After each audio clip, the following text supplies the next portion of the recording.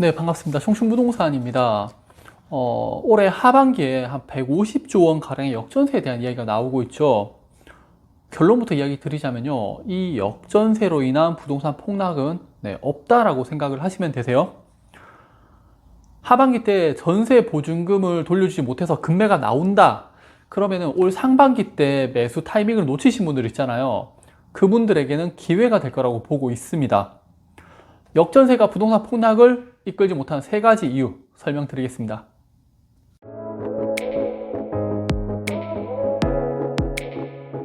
자, 첫째, 교환 불가입니다. 말이 좀 어려울 건데 전세 세입자들은 돈과 집이라는 것을 서로 교환이 성립해야지 보증금을 돌려받을 수가 있어요. 예를 들어서 부동산 상승기 때 전세 계약금 5억 원의 계약을 맺고 2년을 살아요. 그리고 계약이 만료가 됐을 때 임대인이 보통 이렇게 이야기를 하죠. 인근 시세 다 6억으로 올렸으니까 우리 보증금 6억으로 올릴게요 라고 이야기를 해요.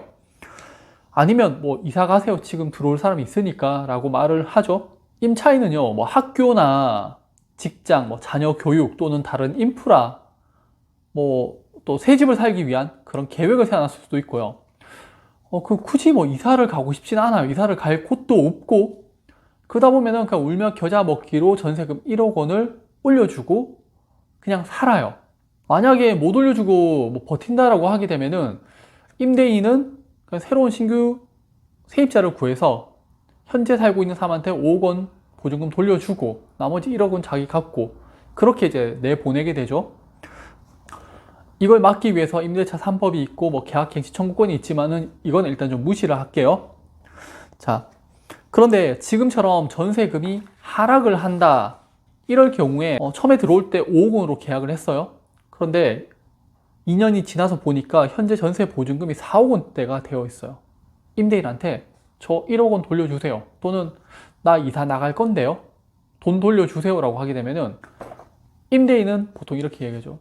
나 돈 없는데, 세입자 지금 요즘에 거래가 안 돼서 전세 세입자 못 구하는데 좀 돈 구할 때까지 조금만 있어주면 안 돼? 나도 주고 싶은데 진짜 돈이 없어서 그래 라고 이야기를 하죠. 근데 현재 이런 임대인들이 정말 많아요. 그러니까 많은데도 불구하고 요새 안 나오죠. 왜냐하면 다들 그냥 개인과 개인의 거리기 때문에 그냥 다 넘어가고 서로 간의 합의점을 이끌어 가지고 그냥 다 넘어간단 말이에요. 여기에 대해서 임차인들이 뭐 임차권 등기를 해가지고 뭐 경매를 넘기고 이것도 쉽게 못해요. 우선 돈을 돌려받기 위해서는요, 집을 인도해 줘야 되거든요.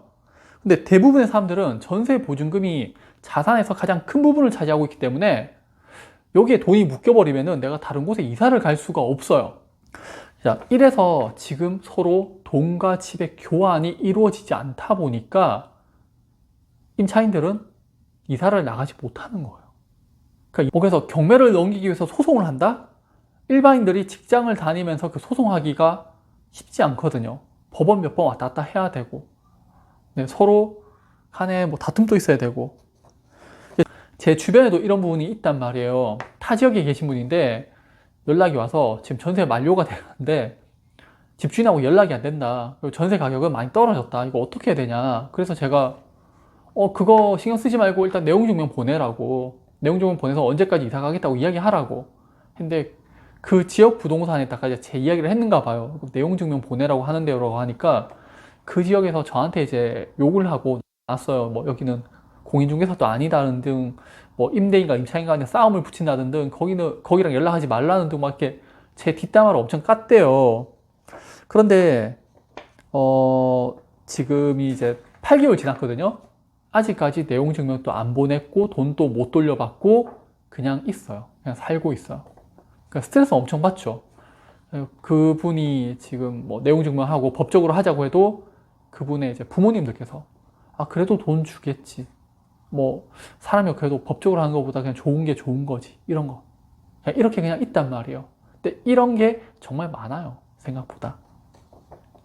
또 다른 케이스가 어떤 게 있냐면요, 전세잖아요. 그러니까 나는 5억 원인데 나는 이 지역의 인프라 때문에 들어왔으니까 뭐 한 2년, 3년, 4년 더 살지, 뭐 내가 이사 나갈 때 보증금에 문제 없으면 되는 거 아니야? 그러니까 돌려달라고 이야기를 안 하는 거예요. 시세가 지금 본인이 들어가는 그 계약금보다 1억 원이나 저렴해졌는데도 불구하고 돌려달라고 이야기를 안 하는 거예요. 그냥 전세? 난 보증금만 돈 돌려받으면 되는 거니까. 그렇게 생각하시는 분들이 많단 말이에요. 그래서 이번에 역전세로 인해서 부동산 폭락은 저는 쉽지 않다라고 보고 있는 거고, 자, 두 번째가요. 대부분의 임대인들이 어떻게든 돈을 다 마련해 주세요. 전세 세입자가 나간다고 대출을 받아서 해준다든지 아니면은 전세가를 좀 낮춰가지고 세입자를 좀 빨리 구해서 뭐 차익만 좀 어떻게 마련해서 준다든지 그런 경우가 많고, 그러니까 대부분은 임대인들이 돈을 다 돌려주세요. 자, 제가 지난 영상에서 최근 아파트 가격이 상승하는 이유 중에 하나가 역전세 때문이라고 했었죠. 전세 보증금은 2년 전에 보증금을 지금 받는데 현재 매매가가 떨어졌기 때문에 보증금을 받아서 집을 살 수 있는 여건이 마련되었다라고 하면서 말이죠. 제가 임대인들 같은 경우에 어떻게 돈을 마련해 주는지까지 봤냐면은, 이거는 임차인하고 임대인 간의 신뢰가 상당히 중요한데, 임차인이 우선 대항력을 포기하고 이사를 나가요. 잠시 며칠간 먼저 떠나요. 그러면은 임대인이 대항력이 없으니까 그 집에 대해서 대출을 받아가지고 전세 보증금을 줬던 적도 있었어요. 그러니까 그거는 이제 좀 신뢰가 중요하긴 한데, 이게 사람과 사람 간의 관계인지라 어떻게든 합의점을 찾게 되고요. 또 어떻게든 돈을 마련해 주시더라고요. 정말 악성 임대인만 아니라면. 그래서 저는 큰 문제가 없을 거라고 생각을 하고 있고요. 만약에 이 역전세로 인해서 주택 가격이 떨어지기 위해서는요, 뭐 임차권 등기를 치거나 뭐 전세권 설정을 해서 이걸 경매로 넘겨야 되는데, 실제 그런 경우가 그렇게 많지는 않을 겁니다. 마지막으로는요, 정부에서 또 돈을 푼다고 하죠. 윤석열 정부에서 부동산 가격을 올리기 위해서 했던 게 특례보금자리론으로 해서 40조 원을 풀었잖아요. 엄청나게 큰 돈이에요. 그리고 이번에는 역전세 문제로 인해서 문제가 발생할 것 같으니까 DSR을 완화해 주자고 이야기를 하고 있죠. 정부에서도 이 역전세에 대해서 어떻게 대응할 거라는 그런 방법을, 해결 방안을 다 마련해 놓았다는 겁니다. 그래서 이번 역전세로 인해서 부동산 폭락이 나올 가능성은 극히 희박하다라고 생각이 들고요. 처음에도 이야기했듯이 만약에 역전세로 인해서 보증금을 돌려주지 못하는 임대인이 급매로 집을 내놓는다, 그런 경우가 분명히 있을 거예요. 그렇다면은 이번에 좀 낮은 가격에 매수를 못 하신 분들 있잖아요. 그분들 좀 준비를 잘하고 있다가 매수를 하신다면은 그것도 하나의 좀 좋은 방법이 될 거라고 생각이 듭니다.